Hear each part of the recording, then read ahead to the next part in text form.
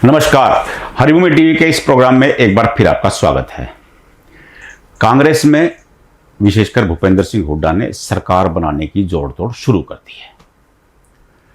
मतदान के अगले ही दिन यानी कि कल दिन भर हुड्डा इसी कवायद में जुटे रहे। सबसे पहले उनके रोहतक आवास पर उकलाना से कांग्रेस उम्मीदवार नरेश सेलवाल उनसे मिलने पहुंचे। उसके बाद आनंद सिंह दांगी, रघुवीर काद्यान वो लगातार सबसे चर्चा करते रहे। यह सब एक सामान्य प्रक्रिया थी, लेकिन दोपहर बाद जो हुआ वो चौंकाने वाला था।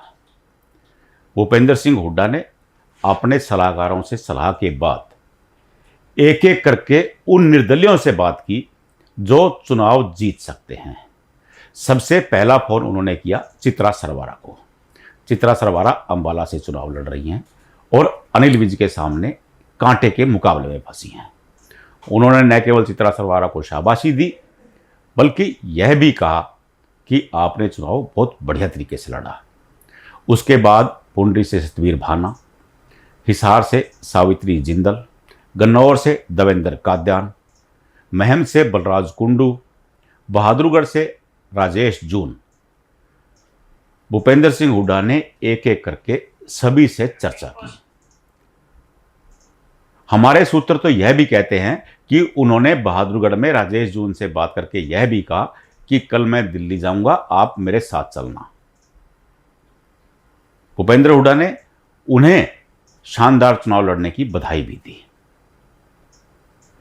असल रणनीति यह है कि अगर कहीं ऊक चूक होती है और निर्दलियों के सहारे की जरूरत पड़ती है तो भूपेंद्र हुड्डा चुनाव परिणाम से पहले पहले सभी निर्दलियों को साधने की रणनीति पर चल रहे हैं। हालांकि देवेंद्र काद्यान भाजपा के बागी हैं, लेकिन हुड्डा ने उनसे भी चर्चा की। भूपेंद्र हुड्डा कोई ऐसा काम नहीं छोड़ना चाहते जिससे सरकार बनाने में कोई परेशानी हो। वो रात भर अपने रणनीतिकारों से इस पर चर्चा करते रहे और भोर फटते ही दिल्ली रवाना हो गए। दिल्ली जाकर उन्होंने बाकायदा एक पत्रकार वार्ता भी की, लेकिन उनके सहयोगी लगातार निर्दलियों से संपर्क में रहे। माना तो यह जा रहा है कि कल चुनाव परिणाम आने की शुरुआत में ही कांग्रेस निर्दलियों पर जाल बिछाना शुरू कर देगी या अनेक निर्दलियों को चुनाव परिणाम आते आते दिल्ली शिफ्ट कर दिया जाएगा।